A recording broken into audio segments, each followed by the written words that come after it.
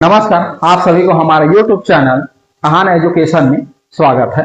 आज का हमारा वीडियो लेक्चर होगा छत्तीसगढ़ का इतिहास और इसके अंतर्गत आज का जो टॉपिक होगा वो क्या है, ब्रिटिश नियंत्रण छत्तीसगढ़ में। तो ब्रिटिश नियंत्रण कब होता है? छत्तीसगढ़ में पहली बार होता है जून 1818 से जून 1830। तो कब के केस में होता है? जैसे ही रघुजी द्वितीय खत्म हो जाते हैं, उसकी मृत्यु हो जाती है, तब नागपुर का राजा भोसला जो राजा बनता है कौन होता है? रघुजी तृतीय। तो रघुजी तृतीय क्या रहता है? अल्पवयस्क रहता है।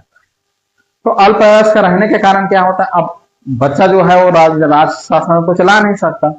तो ब्रिटिश रेसिडेंट होता है जेन्सकी, जो प्रथम रेसिडेंट है छत्तीसगढ़ का, और उस टाइम का जो गवर्नर जनरल रहता है हेस्टिंग में क्या रहता है, प्रस्ताव लेकर जाता है जेन्सकी गवर्नर जनरल हेस्टिंग के पास कि हम लोग जो ब्रिटिश राजा हो अल्पवयस्क है, तो हम राजा तो वही रहेंगे लेकिन नियंत्रण हम लोग रखेंगे। मेन इन लोग का मोटो क्या रहता है कि छत्तीसगढ़ में सिर्फ धन इकट्ठा करना ही रहता है। तो कुछ टाइम के लिए तो पहले मीटिंग में क्या रहता है कि जो गवर्नर इसको मानता नहीं है कि सीधा नियंत्रण में लेने के लिए बोलता है, लेकिन नहीं बोलते हैं, क्योंकि हमारा जो संधि हुआ रहता है वो संधि क्या रहता है कि भोसला शासन ही राजा है। तो क्या होता है कि फिर मान जाता है, कुछ टाइम के बाद गवर्नर जनरल क्या होता है, एग्री हो जाता है कि ठीक है कि आप जैसे चाहते हो वहां पर शासन कर सकते हैं। तो यहाँ पर रघुजी द्वितीय 26 जून 1818 को क्या रहता है, रघुजी तृतीय को नागपुर का उत्तराधिकारी बना देता है। उस टाइम क्या रहता है, अल्पवयस्क रहता है। गवर्नर जनरल पहले ही बता दे आ रहे हैं, हेस्टिंग रहता है प्रेसिडेंट, हम लोग का जेन्सकिंस रहता है, और एक अब घोषणा करता है। ठीक, तो छत्तीसगढ़ में हम लोग के जो छत्तीसगढ़ के शासन के लिए क्या करता है कि छत्तीसगढ़ में जो शासन होगा वो किसके माध्यम से शासन होगा? अधीक्षक के माध्यम से शासन होगा। कब घोषणा करता है जेन्सकिंस? 31 मई 1818 को करता है। ठीक, तो प्रथम जो अधीक्षक बनकर आता है कौन आता है? Captain Edmund. 1818 ईस्वी में कैप्टन एडमंड आता है। यही हमारा क्या रहता है, प्रथम ब्रिटिश अधीक्षक रहता है। जब ये यहाँ आता है छत्तीसगढ़ अधीक्षक बनकर, ठीक, तो बहुत कम समय के लिए ही आता है, कुछ महीनों के लिए। तो यहां पर डोंगरगढ़ के जमींदार विद्रोह कर देते, ठीक, तो विद्रोह कर देते हैं। तो फिर ये क्या करते हैं, इसको ये विद्रोह को दबाने में क्या रहते हैं, सफल हो जाते हैं। विद्रोह को दबाने में कौन होता है? एडमंड सफल होता है। विद्रोह के कुछ माह के बाद कैप्टन एडमंड की क्या होता है, मृत्यु हो जाती है। ठीक, तो कैप्टन एडमंड के मृत्यु के बाद होते हैं तो दूसरा जो अधीक्षक बनकर आता है वो कौन है? मिस्टर एग्न्यू बनकर आते हैं। ठीक, तो एग्न्यू का कार्यकाल जो ये रहते हैं, हम कहाँ रहता है, 1818 से 1825 ईस्वी में रहते हैं।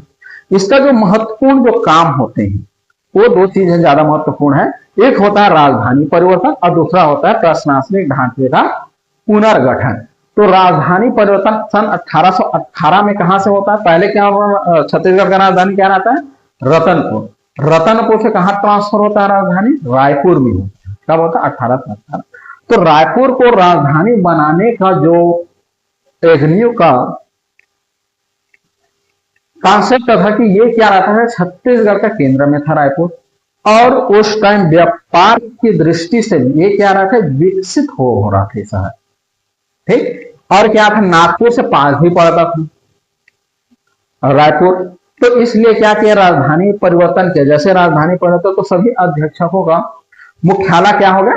रायपुर हो गया। अब हम लोग को क्या हो गया, प्रशासनिक नियंत्रण कहां से होगा? रायपुर से होगा। दूसरा होता है कि प्रशासनिक जो ढांचे का ये परगना पद्धति को कौन लागू किया था छत्तीसगढ़ में? सूबेदार विट्ठलराव दिनकर ने। ठीक, जो बिंकोजी भोसले के टाइम सूबेदार था, सेकंड सूबेदार। तो 27 परगना को तोड़कर ये क्या करता है, 8 परगना में क्या करता है, विभाजित कर देता है। ठीक, और आगे 1820 में एक बालौद भी क्या रहता है, परगना बनाता है। तो कुल परगना कितना हो जाता है हम लोग का? 9 परगना हो जाते हैं।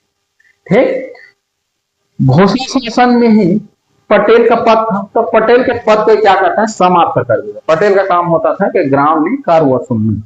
गौटिया भी होता था, गौटिया, तो गौटिया के पद यथावत रखता है एग्नी, और इसी को ग्राम में जितना भी गांव में कर वसूलने का जिम्मेदार सौंप देते हैं गौटिया। ठीक, सावन भारती का मामला है। सावन भारती क्या था, छत्तीसगढ़ में एक विद्रोही नेता। ये क्या किया, एग्नू छत्तीसगढ़ में शांति व्यवस्था को बनाए रखने में बहुत क्या करते हैं, कोशिश करते हैं। ठीक, क्योंकि अधीक्षक लोग आए तो यहाँ पर अशांति था, अराजकता फैला था, तो एडमंड ने भी इसको क्या किया, सुधार किए अराजकता को। यहाँ पर शांति व्यवस्था के लिए एग्नो भी उसी में कर रहा था। तो ये थोड़ा विद्रोही नेता थे, जिसको दबाने का क्या किया, काम किया, इसको क्या किया, दबा दिए। फिर धमधा के बनावटी गोड़ का भी विद्रोह हुआ।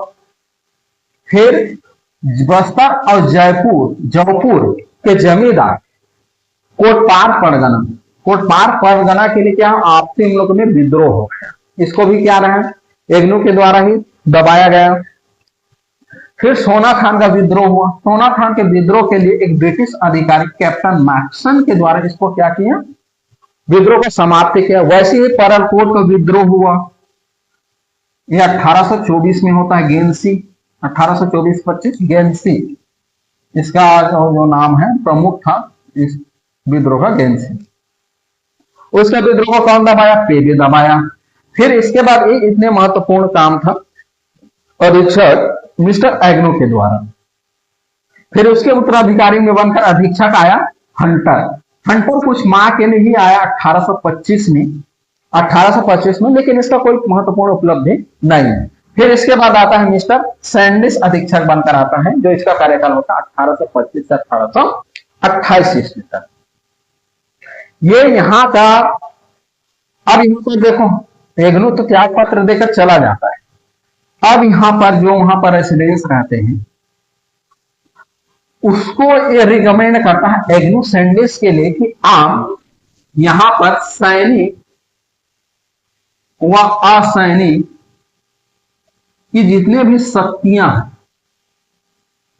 उस शक्तियों को किसके हाथ में देना चाहिए, सैंडिस के लिए रिकमेंड करता है एग्नो, जिसको रेसिडेंट मान जाते हैं। अब सैनिक असैनिक शक्तियों कि जितना भी पावर है उसको किसको देता है, सैंडिस को दे देता है।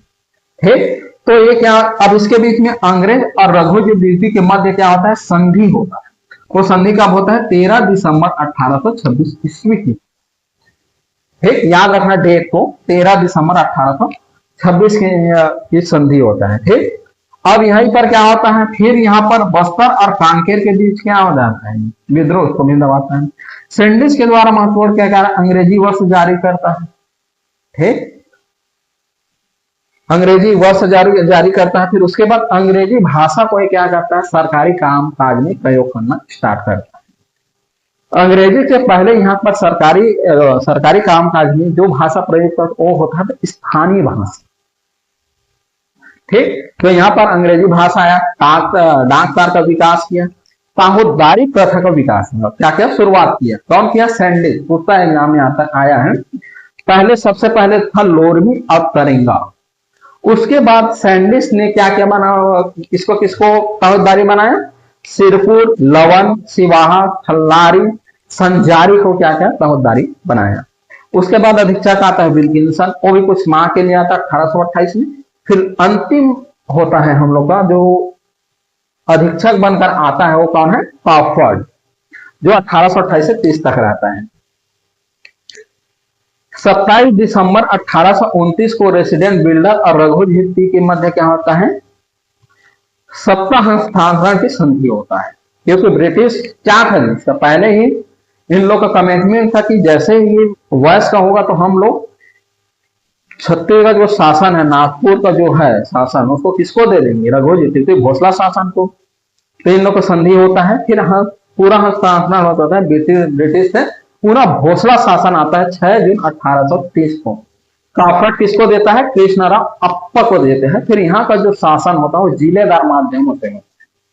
ठीक, आगे एक वीडियो में आएगा जिलेदार कृष्ण अप्पा हम लोग को प्रथम जिम्मेदार था। यही क्या होता है, छत्तीसगढ़ का शासन।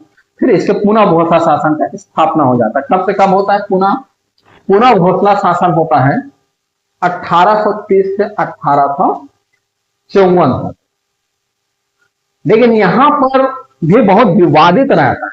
जरूर इन लोग घोसला शासन रघुवंशी कृति को बना दिया जाता है, लेकिन क्या रहता है, अंग्रेज यहां पर पूर्ण शासन इसके हाथों में नहीं दिया जाता। ठीक, बहुत उथल पुथल इन लोग चलता है। फिर 1854 में पूर्णतः नागपुर ब्रिटिश नियंत्रण में चला जाता है। तो स्वतः ही छत्तीसगढ़ भी क्या जाता है, ब्रिटिश नियंत्रण में चला जाता है 1854 में। ठीक, तो ये रहा आज का हम लोग को वीडियो लेक्चर। अगर लेक्चर आप लोग को पसंद आया तो वीडियो को क्या करें, सब्सक्राइब करें, और चैनल इस वीडियो को क्या करें, अपने फ्रेंड ग्रुप व्हाट्सएप ग्रुप जो है उसमें क्या करें, शेयर करें। और वीडियो कैसा लगे इस बारे में कमेंट करके जरूर बताएं। धन्यवाद।